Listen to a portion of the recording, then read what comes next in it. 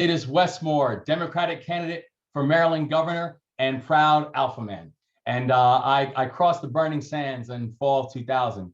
And so ever since then, I've been not just a proud member of the Divine Nine, but also someone who has benefited from the cocooning and from the glow that all of our founders and all of our jewels laid out, that we have an opportunity to build together, to serve together, to grow together. And to have this opportunity to speak with each and every one of you at your conference is an absolute honor. And I wanted to thank you for the chance to share a little bit about my story and also my vision for the state of Maryland. And this state, it means a lot to me. It means everything to me because I am a third generation Marylander. I was the first Black Rhodes Scholar in the history of Johns Hopkins University. I was a U.S. Army combat veteran who served in the 82nd Airborne Division in Afghanistan. I built a small business right here in Maryland, along with other members of the Divine Nine, helping first generation students make it to and through college. And for the past 4.5 years, I've been the CEO of one of the largest anti-poverty organizations in this country. And I'm running for governor right now to bring families in Maryland the executive leadership that we need to build a state that lives up to a principle that I learned when I was in the US Army. And that principle was this: leave no one behind. And I'm excited to be with you today and to answer your very, very thoughtful questions. So the first question, what is your plan to put the health and wellness of Marylanders above the politics associated with the pandemic? I'm really excited for this question because what the pandemic did, the pandemic has shed a very harsh light on the very deep fissures that existed across our systems, from education to transportation to healthcare. What we saw from the pandemic was not just an exacerbation, but truthfully, we saw an exposure, something that was there well before any of us knew what COVID was. And I was the only candidate to lay out a comprehensive vision on how to respond to the Omicron variant back in December, amid the surge in cases that we continue to see. And particularly when we watch that surge in cases, there was also a lack of access to testing.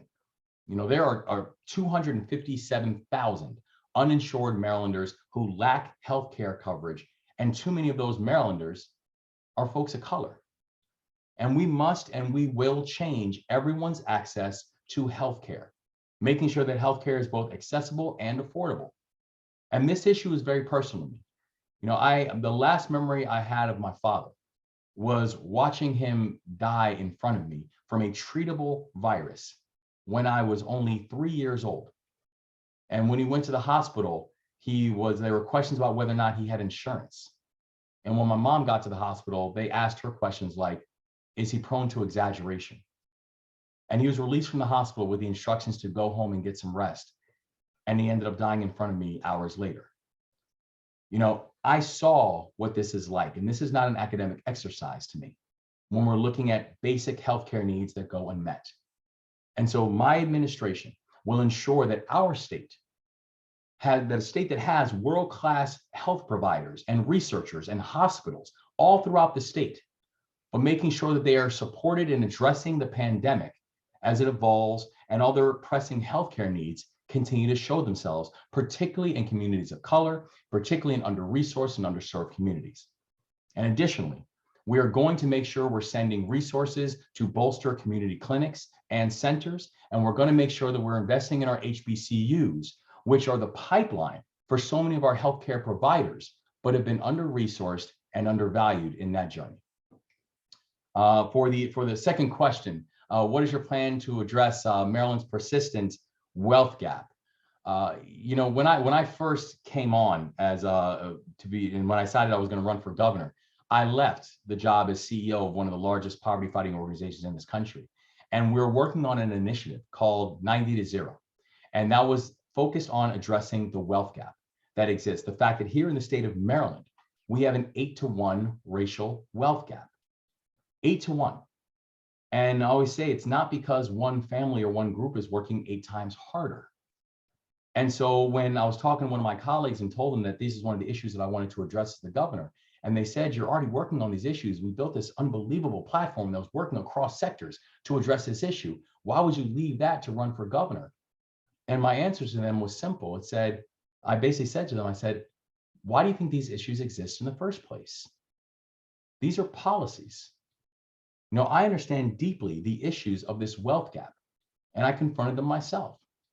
And so that's why in my administration, we are going to dedicate our time and our energy across the administration to build an inclusive economy, where we're going to address systemic barriers from issues of a broken childcare system to making sure that we can have pre-K for every child in the state, to fixing and addressing our healthcare system, to our education pipeline and making sure education goes from cradle to career, to workforce development and job training, college and career prep, public safety, and more.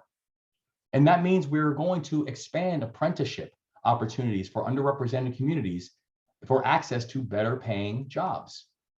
It means we are going to support our HBCUs as opportunity pipelines and expanding affordable quality childcare, building a workforce and pipelines for students of color, providing resources that Black families can actually buy and keep homes, and offering access and accessing capital so that people can start and grow their own businesses. It means we are going to address a broken procurement system that we have in the state of Maryland, where we have a goal of 29%, but last year the state of Maryland only hit 14, and there were no consequences for that. We're going to focus on creating the ability for people to own more than they owe and to have something to pass on to their children besides debt. The North Star for our administration is going to be work, wages, and wealth. That is the bedrock of our campaign to close the wealth gap and allow families to pass something on. That is something we will accomplish in our time, and we will accomplish addressing that wealth gap in our administration. Great question. You know, what are your thoughts on police reform in Maryland and the plan to address the school to prison pipeline that impacts so many Black and brown youth?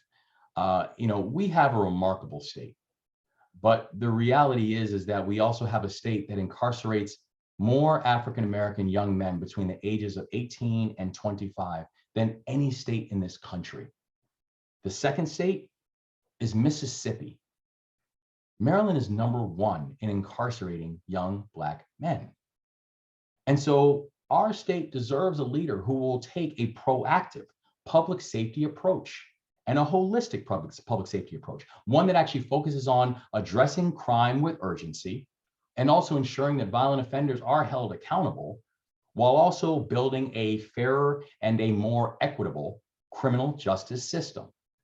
It means making sure that we have policing that moves with appropriate intensity, but also absolute integrity, and is going to be held to that. And that includes how we address this school to prison pipeline, or in many ways, as I call it, it's actually a poverty to prison pipeline, because not all schools have a pipeline to prison. It's actually very direct and in many ways very intentional. Our schools should be safe harbors for our students where they can learn and they can grow and they can thrive. They should not be a place that funnels students unnecessarily into a criminal justice system. And the work that I did, working in one of the largest anti-poverty organizations in this country, highlighted the fact that any touch, not even just not convictions, any touch with the criminal justice system can have significant impacts on that person's ability to be able to have long-term economic success. And so I'll work to scale and implement restorative justice practices, increase the presence of guidance counselors and behavioral specialists inside of schools and other resources that are going to push students forward and not hold our students back. And we're also going to make sure we're investing in after school and summer programs that are keeping students engaged in positive and healthy ways. And we have new resources, both in terms of a structural surplus in the state, but also with billions of dollars coming from the federal government that's going to help to address those issues. What is your primary hope for our state, and how will you work to ensure that we can have that for all Marylanders? I would say that the primary hope that we have for our state is that when you think about the economics of these issues, and the reality is that if we're not talking about economics, if we're not talking about economic growth, if we're not talking about economic stability, if we're not talking about work and wages and wealth, then frankly, I'm not sure what it is that we're actually talking about, because the economic inequities that have plagued our state for generations have only gotten worse. And I want a Maryland that's going to reach its full potential and be a leader in this nation, an exemplar of diversity and equity, and also knowing that with diversity and equity also comes excellence. That is not a choice. In fact, the choice that we have is making sure that all of those things are directly aligned. And we're facing systemic and generational problems that cannot be solved by the same recycled tactics. Creating opportunities for people to step into better jobs, to earn higher wages, to build wealth that people can pass off to their generation, and particularly for underserved communities. That guides my campaign, that guides my why, that guides why I got into this race in the first place, and it's going to guide my future administration. I will create opportunities for work through strengthening affordable pathways to higher education and fixing our broken childcare system. All of those things have to happen in concert, and they will. The North Star for our campaign is increasing work, wages, and wealth for every family in Maryland.